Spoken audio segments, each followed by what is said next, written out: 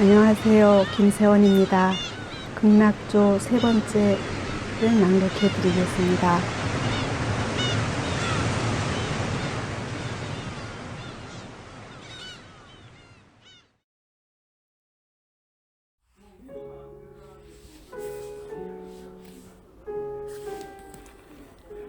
철썩 쏴 물보라가 선상을 뒤덮고 우수수 쏟아져 내렸다. 배가 다시 파도를 타고 솟구쳐 오르면서 선수가 하늘로 쳐들렸다. 다시 굴러 떨어지듯 파국으로 곤두박질을 쳤다. 에이쿠! 나는 몸의 중심을 못 잡고 손목에 떼구르르 나뒹굴었다. 난간을 꼭 잡아요. 사내는 물보라를 뒤집어쓰며 외쳤다. 배전은 물 해오리가 무섭게 휘돌고 있었다. 그쪽으로 조금만 다가가면 배가 송두리째 수중으로 휘말려 들어갈 것만 같았다. 키를 굳게 잡고 뱃길을 트던 사내는 마침내 거센 물살을 빠져나오며 흠뻑 뒤집어 쓴 얼굴에 물을 훔쳐 뿌렸다. 되었소. 지옥과 마주하는 듯하던 물 해오리가 저만치 고물 배전에서 경랑으로 휘돌고 있었다.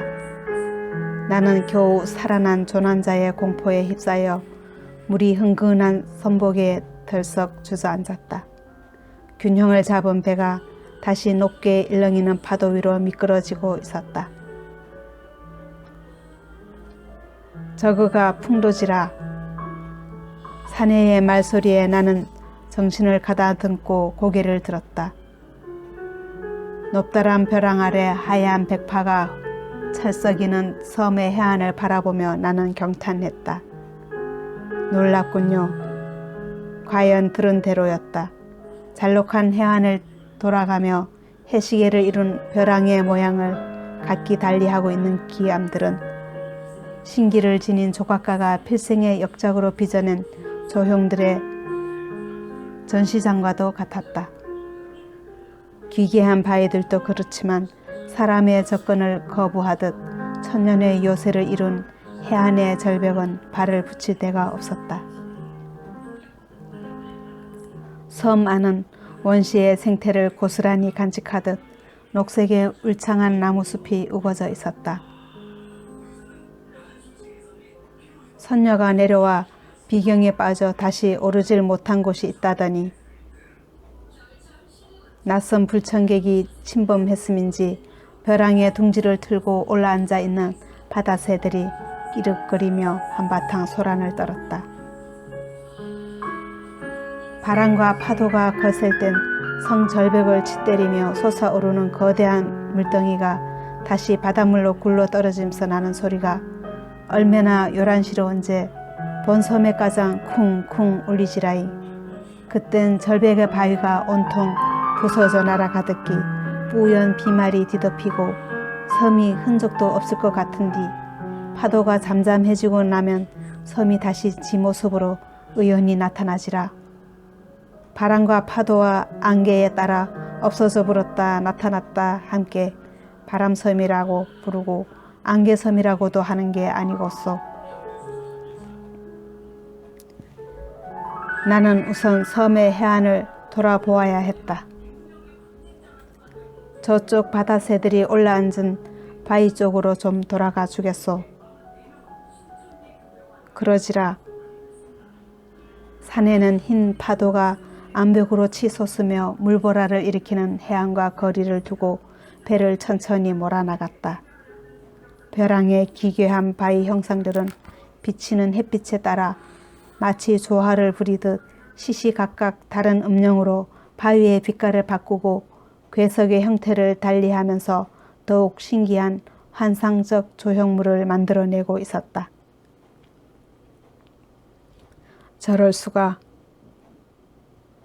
파도가 출렁거리는 배 위에서 나는 넋을 놓고 바라보았다.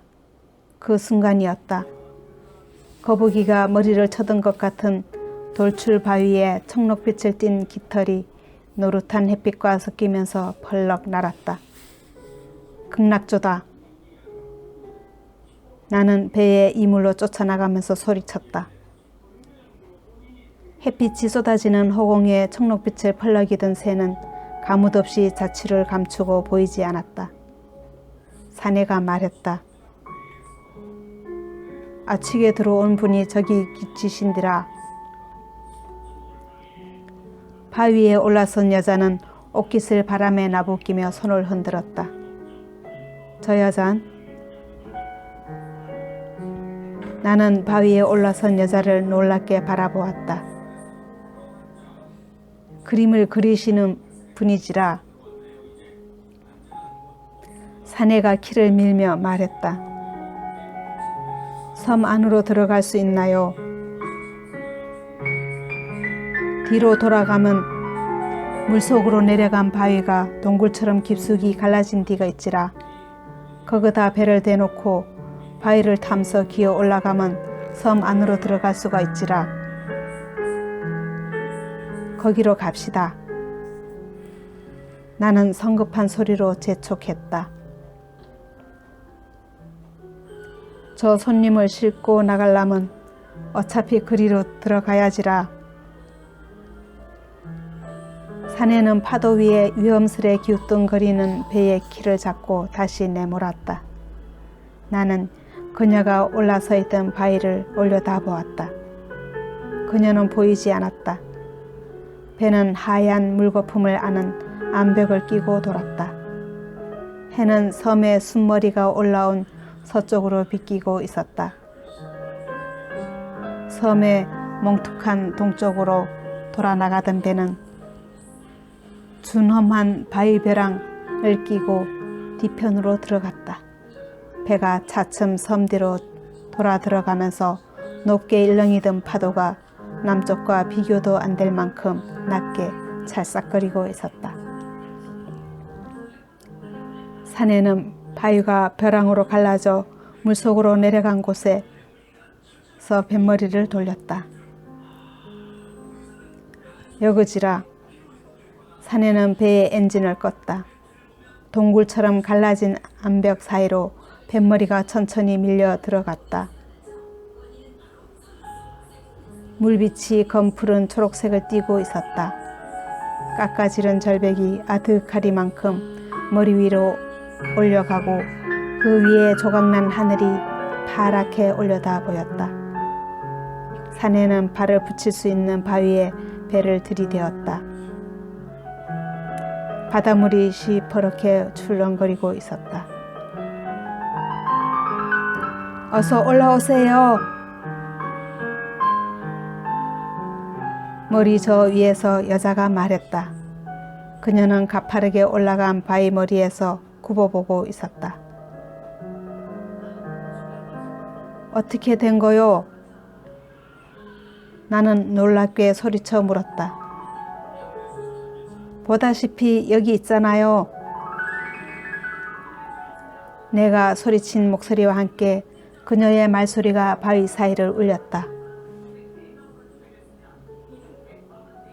안 나가실 건게라. 배 안에 사내가 그녀에게 물었다. 내일 들어오세요. 날씨가 안 좋으면 며칠 있다 들어오셔도 되고요. 그녀가 말했다. 나는 바위로 올라 붙였다. 조심해서 올라가시지라. 사내는 불안스럽게 지켜보았다. 나는 후들후들 떨리는 다리에 잔뜩 힘을 주고 발끝을 비벼진 바위 너설에 단단히 박아 디디며 겨우 기어 올라갔다. 이마에 땀방울이 맺혔다. 나는 흐르는 땀방울을 훔친 뒤 벼랑 아래 검푸른 바닷물을 내려다 보았다. 깊이를 알 수 없는 바닷물의 공포가 심장을 옥죄었다. 어떻게 된 겁니까? 나는 정신이 아찔한 고개를 돌리고 물었다. 보시다시피 여기 있잖아요.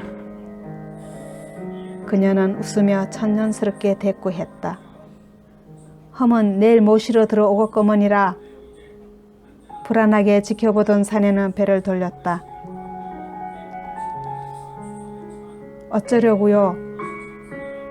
나는 당혹스레 물었다.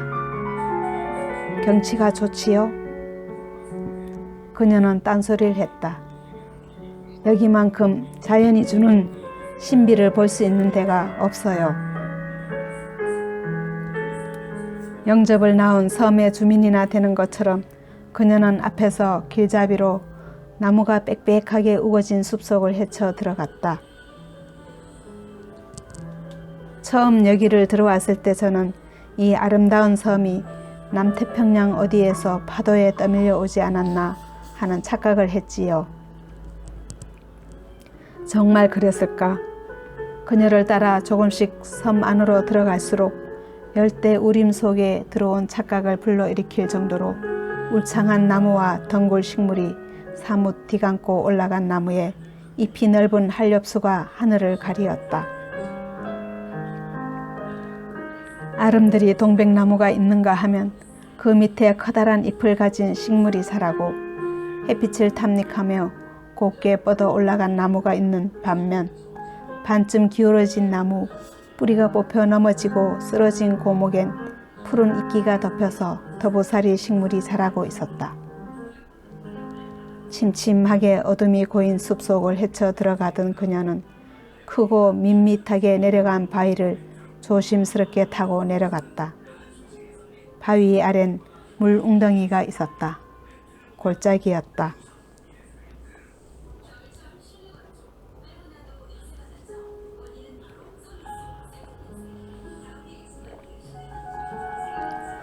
졸졸졸졸 물 흐르는 소리가 들려왔다. 신선한 공기와 더불어 골짜기를 흐르는 물소리가 아주 시원스러운 청량감을 주었다. 이런 데가 있는 줄은 몰랐죠. 골짜기를 흐르는 물은 마치도 응구슬이 구르는 듯했다. 갈증을 느끼고 있던 나는 성급히 바위를 타고 내려가 맑게 고인 웅덩이 물을 한 움큼 움켜 마셨다. 나는 이가 시린 진저리를 치며 고개를 들었다. 바위에 덮인 부토와 쌓인 낙엽 위로 잡초와 키 작은 나무들이 덩굴 식물 줄기에 뒤엉키고 조금 비쳐드는 햇빛을 보고 자라다가 쓰러진 나무들이 사방에 널려 있었다. 비탈진 언덕에 초록빛 지붕을 이루고 빼곡히 서 있는 나무들의 우둠지 사이로 노르스름해진 햇살이 습기 찬 숲속의 어둠을 가르며 깊게 비쳐 들어오고 있었다. 장관인 것은 반원의 아파트 베란다처럼 널따란 바위장 밖으로 바다의 파도가 기우는 저녁 무렵에 사형을 받아 안으며 곱게 반짝이는 노을빛이었다. 나는 숲속에서 어린 소년처럼 뛰어나갔다. 위험해요. 그녀가 기겁하게 소리를 질렀다. 나는 널따란 바위장에 서서 수평선 저 멀리 반짝이는 노을빛이 가득한 해변과 절벽 아래 시퍼렇게 출렁거리는 바닷물을 내려다 보았다.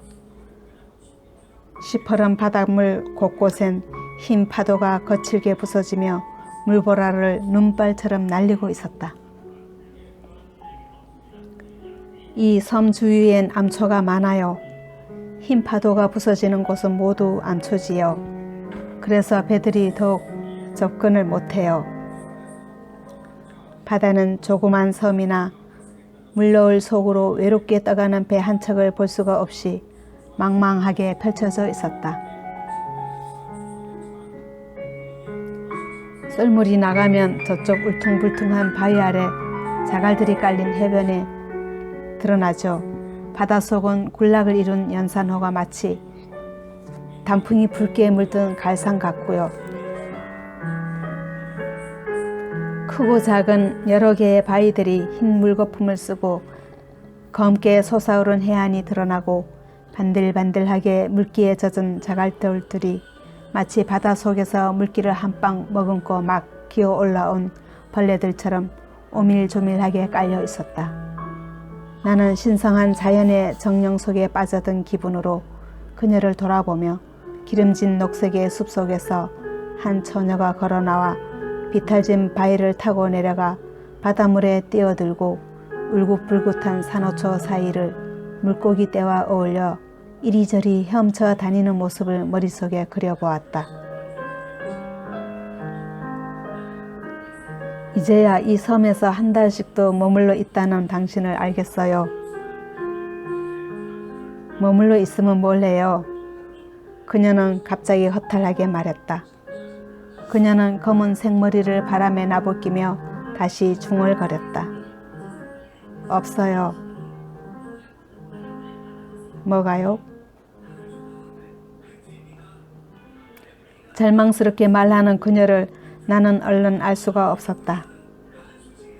새가 나타나지 않아요. 그랬다.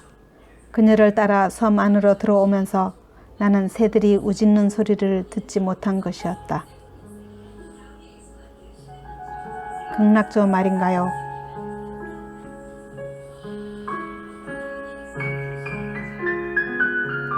대답 대신 그녀는 한숨을 내쉬었다. 바다에 물든 놀빛이 점점 짙어가면서 먹이를 찾아 온종일 바다를 고달프게 떠돌던 갈매기들이 섬으로 돌아오고 있었다. 황금색 노는 점점 더 짙어가고 바다를 바라보고 앉은 그녀의 옆 얼굴에 진홍빛이 물들고 있었다. 전설이라는 게 그런 거 아닙니까? 환상을 쫓아온 것처럼 험한 감이 들기는 나도 마찬가지였다. 사람이 들어온 것을 알고 멀리 날아가 버렸나 봐요. 풍조 말씀이세요. 진주빛이 감도는 청록색 깃털을 가진 새가 있었어요. 하고 그녀는 앉았던 바위에서 일어났다.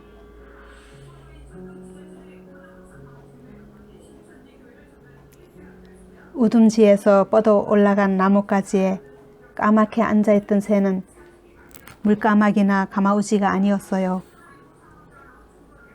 그녀는 숲속으로 돌아오면서 자기가 본 풍조를 말했다.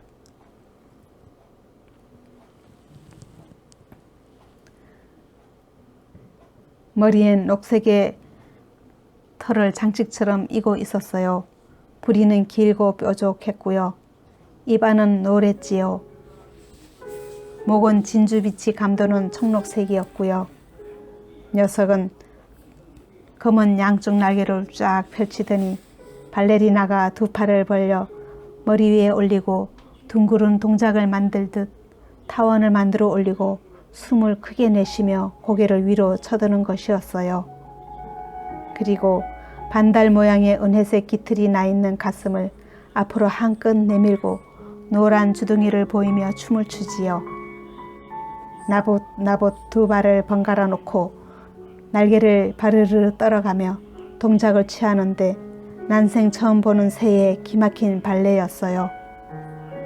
그 춤은 점점 현란하고 화려한 절정에 달하는데 숲속이 그만 어두워졌지요.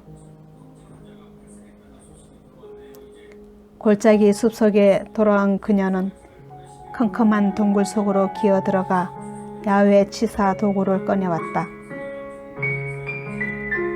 한 살림을 섬에 두고 다니시는군요. 여기만한 데가 또 어디 있겠어요. 작품도 여기서 하시고요.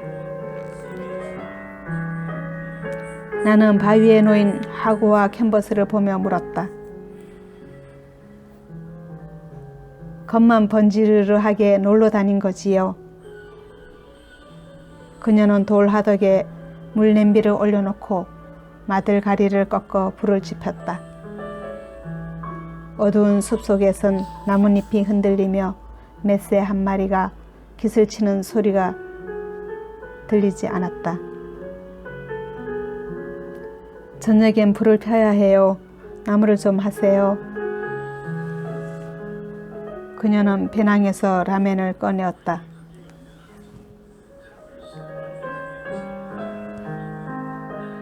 그 새의 현란한 춤은 구애지요.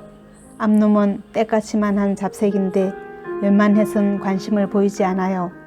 수놈은 한동안 춤을 추다 앞놈이 끝내 관심을 보이지 않으면 날개를 접고 침묵에 빠져버리지요. 그 새가 극락조인가요? 그렇지요. 풍조나 극락조는 결국 같은 종류의 새로군요. 이름만 다르게 부를 뿐 풍조와 극락조는 같은 새지요. 참새목 풍조과의 여러 새들 가운데 다만 깃털이 아름답게 생긴 새를 극락조라고 부른 거지요. 시장하실 텐데 이리로 오세요.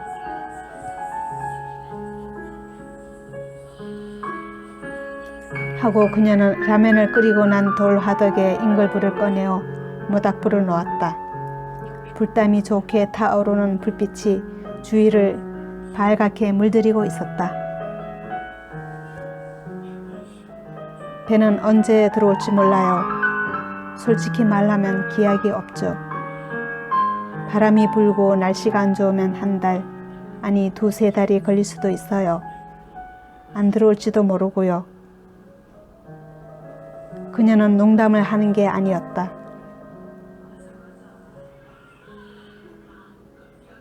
바람직한 뭘 쏘보겠다고 돈벌이도 못하고 얼간이 같은 구박을 당하며 벌벌거리던 그걸 생각하면 잘된 거지요. 나는 허심탄회한 소리로 말했다. 가족들이 없으세요? 능력 없는 남자와 살아줄 여자가 없지요. 어린이 학습지 판매를 하면서 애써 참고 살던 아내는 이혼한 뒤 아이까지 데리고 가버렸어요. 언제든지 다시 시작할 수 있지 않겠어요? 말처럼 쉽지 않지요. 하긴 공해에 찌든 오물 구덩이에서 악착같이 살겨노라고 더러운 공기와 물을 걸러 마시며 허우적거리는 것보다 이런 곳에서 거리낌 없이 살 수 있다면 더 바랄 것이 없지 않겠어요? 나는 넋두리를 했다. 소설을 한번 써보시지 그러세요. 잘 팔리면 돈도 많이 번다는데. 세상살이가 소설이 아닌지요. 뜬구름 잡는 얘기가 아니면 황당무계한 것이나 억지로 얘기를 꾸며낸 것보다 날이면 날마다 세상에 일어나는 사건들이 더 끔찍한 공포와 스릴을 주고 노골적인 애정 행각과 교활한 사기수법, 상투적인 눈속임과 새빨간 거짓말에 온통 범벅이 되어 우스꽝스런 미스테리가 꼬리를 무는데 순수 문학이니 예술이니 뭐니 하고 소설 따위를 써서 뭘 합니까? 귀로 듣고 눈으로 보는 세상이 훨씬 재미있는걸요.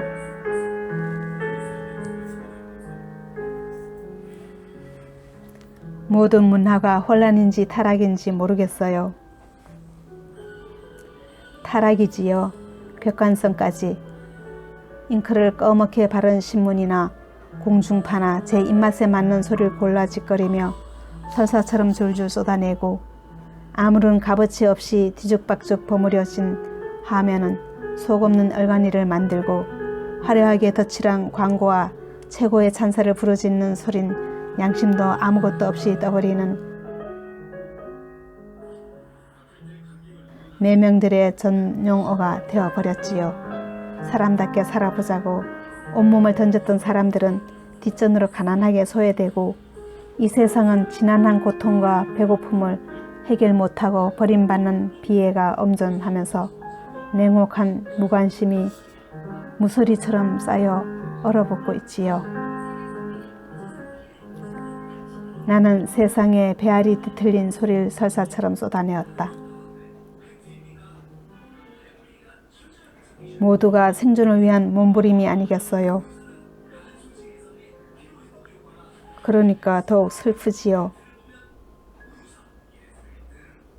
저도 학교를 다니던 중에 광주 민중항쟁을 겪으면서 시국사범으로 쫓기기도 했고 열왕에 와 살기 전엔 보육원에서 보모 노릇을 한 적도 있지요.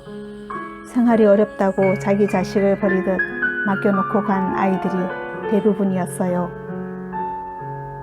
어차피 사람은 사는 게 힘들고 어려운 건데 그걸 마다한다면 몸을 둘 데가 없는 거지요. 혼자시라니 암튼 홀가분하시겠어요. 그녀는 따분한 얘기를 거뒀다. 내일은 제가 해삼과 소라도 잡고 물고기도 잡아서 구워드릴게요. 그녀는 불빛이 물든 얼굴에 웃음을 지어 보였다.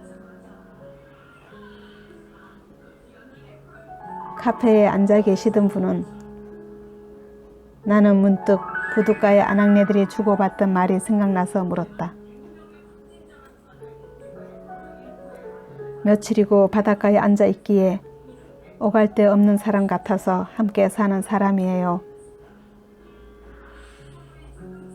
그녀는 모닥불빛이 어른거리는 얼굴을 들고 깊은 어깨숨을 내쉬었다. 세상엔 불쌍한 사람들이 너무 많아요. 그녀의 한숨 짓는 말엔 나도 동의했다. 밤이 깊어가면서 어두운 골짜기 숲속은 고요하기만 했다.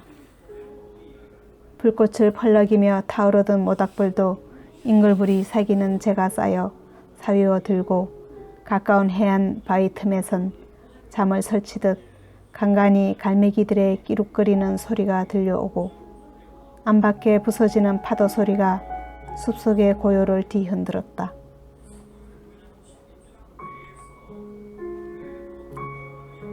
예술은 환상을 형상화하는 거라죠. 그녀는 극락조를 동경하며 어느 순간엔가 다시 나타나리라는 기대를 갖고 있었다. 캔버스에 물감만 찍어 바르면 화가인가요? 하고 그녀는 돌아보았다.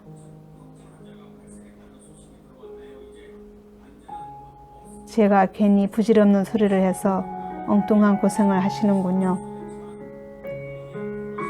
사람은 늘 허상을 보고 사는 거 아니겠어요? 누구나 죽는 건데 아무것도 아닌 일에 매달려 안달하면서 좀 더 갖겠다고 아우성을 치고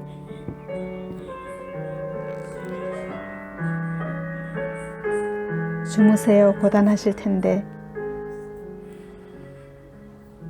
그녀는 잠자리를 마련했다. 그리고 밤이 지나갔다. 극락조는 나타나지 않았고 그녀의 캔버스에도 물론 물감 한 점 묻지 않았다.